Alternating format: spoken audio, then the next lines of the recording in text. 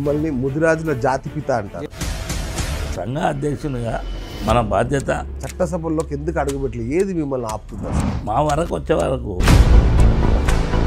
కొందరు అంటున్నారే ఆయన పెద్ద ఆయన అయిపోయిండు, పార్లమెంట్ దాకా పోయి ఏం కొట్లాడతాడు మన కోసం. ఇలా రన్నింగ్ పెట్టలే కదమ్మా, పరిగెత్తే పోటీలు ఉన్నాయి. ఇక్కడ ఆయనకున్న చెవులకు ఏంటి సంబంధం అని అడుగుతున్నారు కొందరు. నాకు ఒకరికే సంబంధం ఉంది. మీరు ఇప్పటి వరకు ప్రచారం మొదలు పెట్టలేదు, భయపడ్డాడు అని ఒక మా టాక్ కూడా వినమాట. నేను భయపడితే మీకే మంచిది కదనే.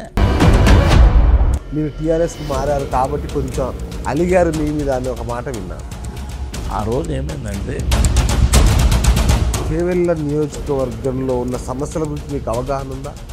ఇప్పటికేమంటారు కేసీఆర్ మా సీఎం అంటారు.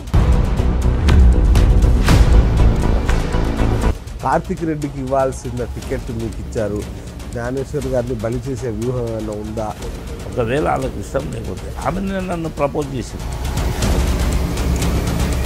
అగ్రకులాల వాళ్ళు మిమ్మల్ని ఎట్టి బస్సులో గెలవనివ్వరు. అక్కడ నీ ఇంటికి వెళ్ళి ఎంత దూరమో నా ఇంటికి వెళ్ళి కూడా నీ ఇంటికి అంతే దూరం.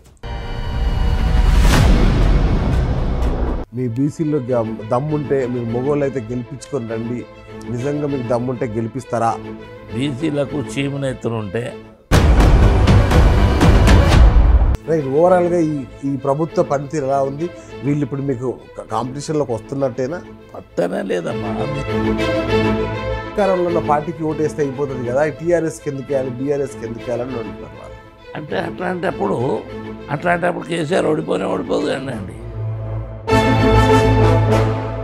వాళ్ళు 200 రెడీ చేసుకుంటున్నట్ట. మరి జ్ఞానేశ్వర్తో డబ్బుల గురించి పోటీ వచ్చే వ్యవస్థ లేదమ్మా.